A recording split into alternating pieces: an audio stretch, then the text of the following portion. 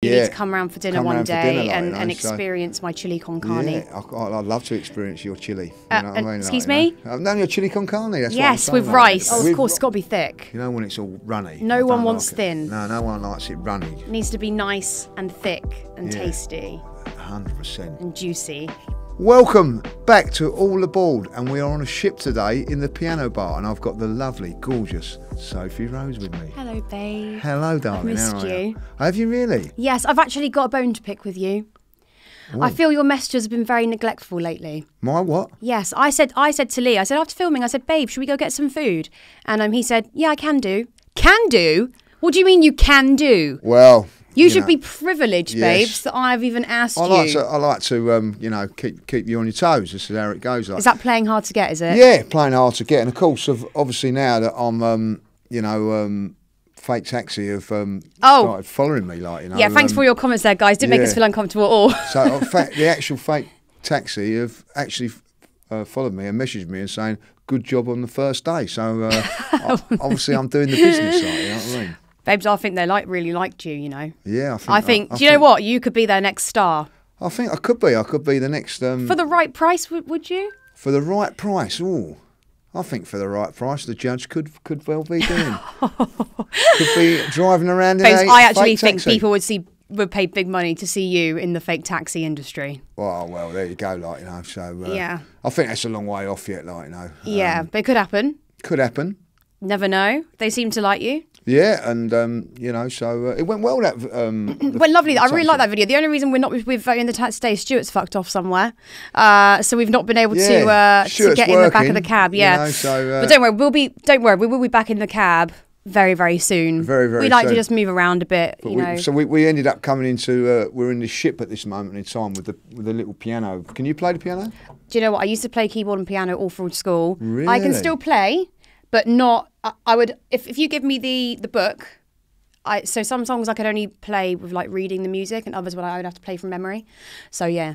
Oh, I am impressed. Like one day, yeah, one day. I actually want to start taking piano lessons again, like properly, and get back into it. But that requires a lot of.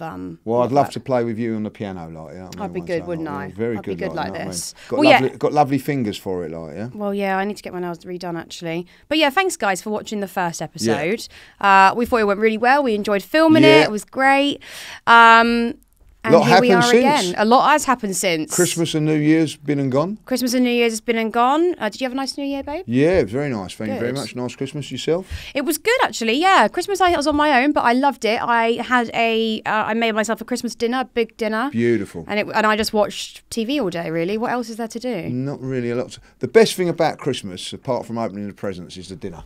Yeah, the dinner. That is what it is, like, yeah. You know, I think that's what it's all about, the dinner. And I've started cooking again now, Lee, like I told you. So you need to come round for dinner one day and experience my chili con carne. Yeah, I'd love to experience your chili. You know what I mean? Excuse me? No, your chili con carne, that's what I'm saying, with rice. With rice. With rice. And cheese on top. Oh, cheese on top. Yeah, yes. Gets better all the time. Melted. Is it cheddar cheese or? Cheddar cheese. Yeah, cheddar cheese is the best, isn't it? Cheddar cheese. Yeah.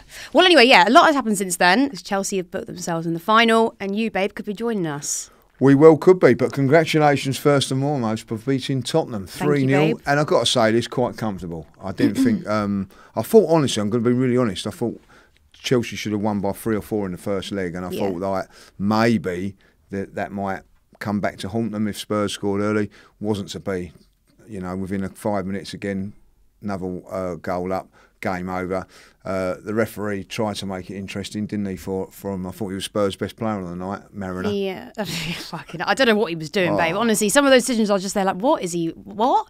And even the guys with VAR upstairs, they're like, then he needs to go check it again. I'm like, who are these people that are viewing it? Because honestly, if we can see it and we're not professionals, then what are they looking at? But even, you know, besides even that, babe, like they were already 2-0 down. Why wouldn't you just go for it? They didn't even go for it. Didn't go for it. I've got to say, like, you know, obviously scared of Spurs, scared of Chelsea. I think Spurs were scared. I think they was. Do you know what? I'm going to say this now. I think that they were scared of taking a good hiding. Yeah. And maybe that knocked confidence and all that. So they thought, well, I'll tell you what, we'll leave it at 1-0. We'll still go out of the cup.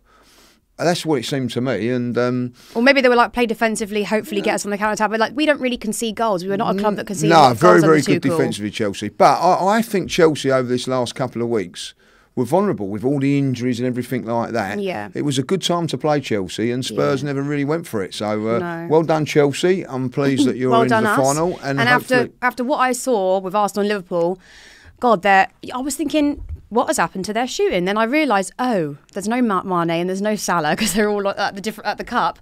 So I was like, oh, this is what they're like without them. And I thought to go, because obviously Xhaka got himself sent off, which is obviously just typical, yeah. But aside from that, they still couldn't break you down and score at least one goal with only come on, that's poor from them. No, so I favour you guys at the Emirates. Listen, 20 minutes gone or 24 minutes gone to go down to 10 men. I was thinking the worst, and I have to say this, everybody, all Liverpool fans keep going on about, they're missing Mane, they're missing Salah.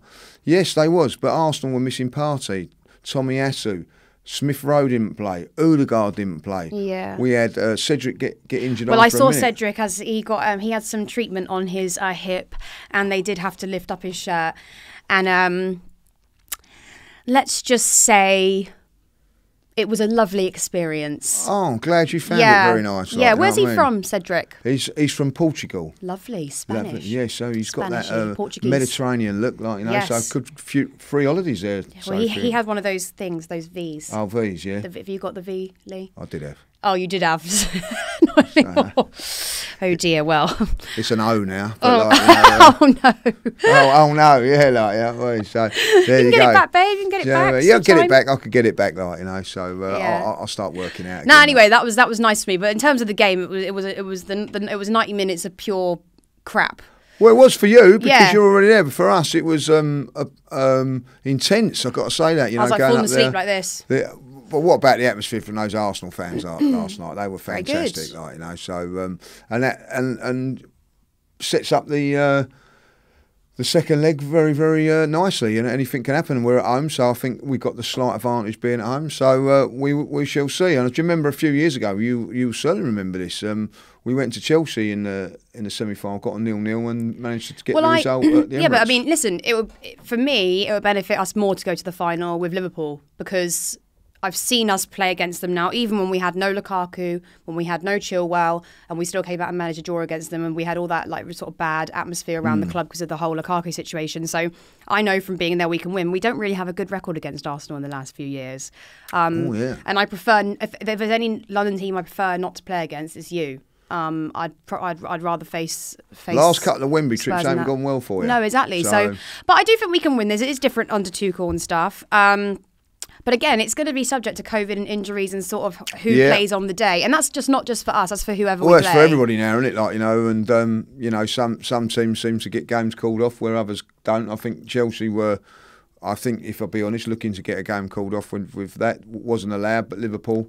We had to play the other day in the Chesterfield game. We played 17-year-old Lewis Hall, who is a left back, and he actually got man of the match. Well he was really good. I mean, I know it was only Chesterfield, but it's not the point really. Like we've had to play. I think he's like the youngest ever player. Like he was so good and really stepped up for it because obviously we've got Ben Chilwell out and then we've got Reece James out on the right. So our two best options for the either side are gone. Yeah. But that's fine. Like Tuchel can obviously work it out. does. I thought he played well the other night again. He does do a job. I know he gets a little bit of stick and all that, but Alonso's a really good player. He's just a better wing back than he is a full back. Chilwell sort of offers both. Both, yeah. But then Alonso in certain games, I remember I've been up to Leicester before and he's banged a couple in. Like he is a really good player.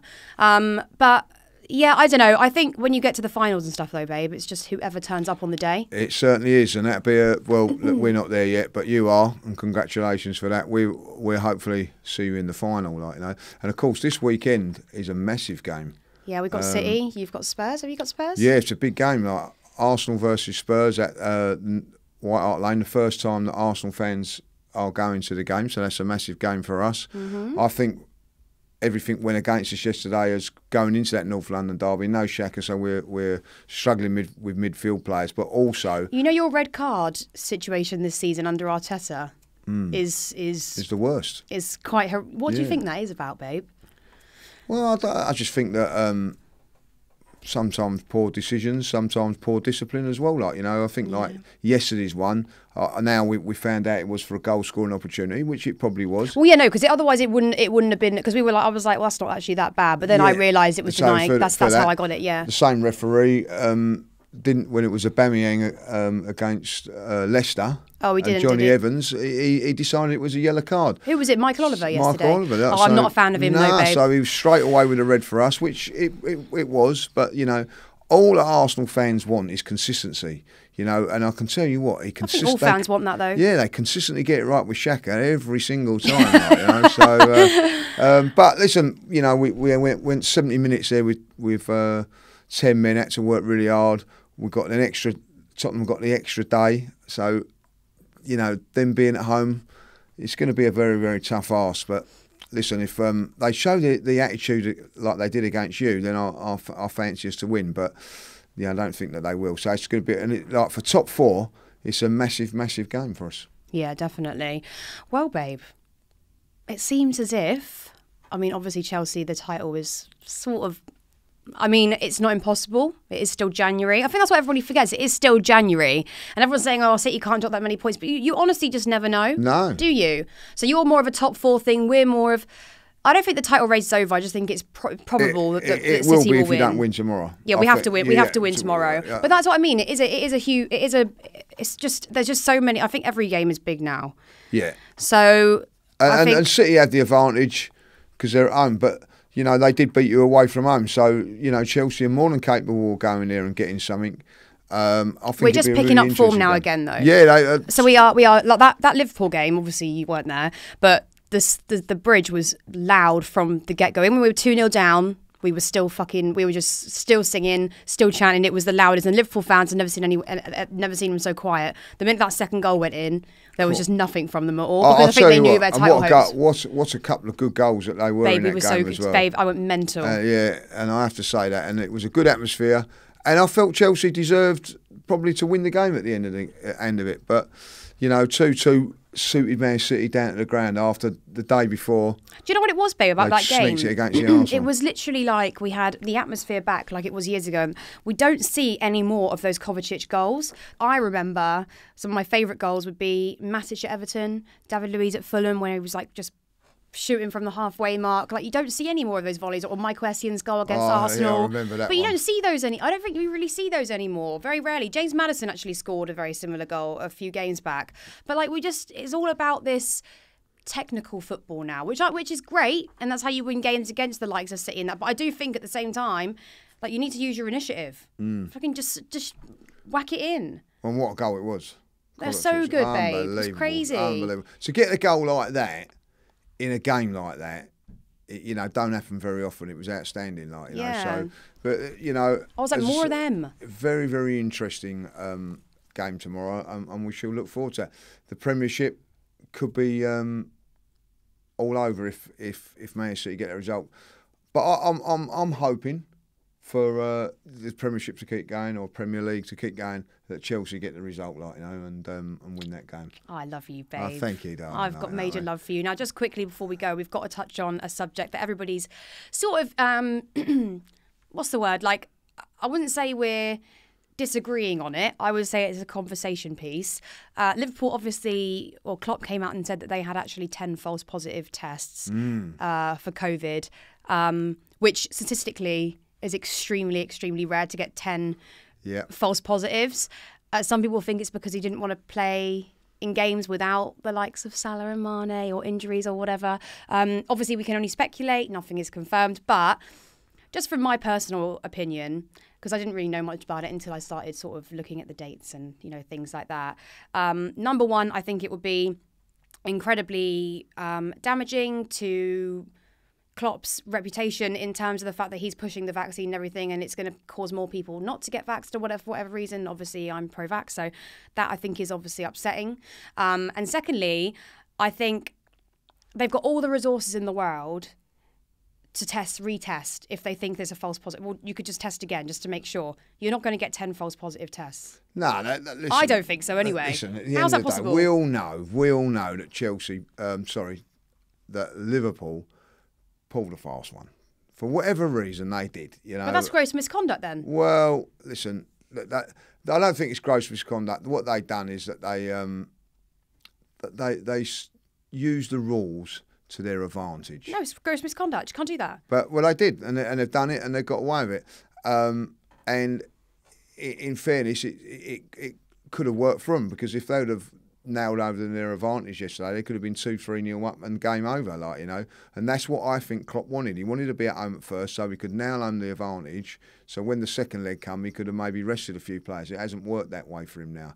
So listen, I think that why there's sort of a grey area around all this, teams can use it to their advantage. Listen, I like Klopp as a manager. I've always liked Klopp. I am. But this would change my opinion slightly, because I just don't. It's not even that. It's not fair on the other clubs have had to have their games cancelled or have had to play along. You know, like Chelsea have had to play their games. We had to play when we had like Lukaku, Werner, Chilwell, everyone out. I think Everton had to come down to Chelsea. I know they got a draw, but they had to play with like loads of players missing. Listen, I'm a big Klopp fan. I think he's great for the game, great manager, and etc. But he has gone down in my estimations over this. I looked at him. You know, I don't really. It's just left a sort of bad taste, and I don't really like that. And you really with a. I've always given him credit. Like, do you know, last season he had no central defenders and he worked his way around it and got into the top four. And I thought, that's a top manager. That's what a top manager does. Without Van Dijk and that. Yeah. And now this season, he's gone completely other way with it, like, you know, and instead of going, do you know what, I've got this and that and I'll do it. So I don't know if it's because the pressure of trying to chase City, or I don't know, has got to him a little bit. It is, because it's between them two, and I think they wanted to really go for it this season. So I'm disappointed in what Liverpool done, because I've always said about Liverpool, whether you like them or not, they're a proper football club. Yeah. And I feel from my point of view, that weren't proper what they done. No, 100%, babe. I get it. Right, do you want to round it up, right, babe? Right, we'll round it up. We've got part 2 on my channel. So in a we've got part 2 on your channel coming up now, where it gets a little bit more fruity. Yeah, I think that's the word we'll say, fruity. Like, you know. So but thanks for coming all aboard. We've been in the piano room today, like. Where we'll be next time, who knows?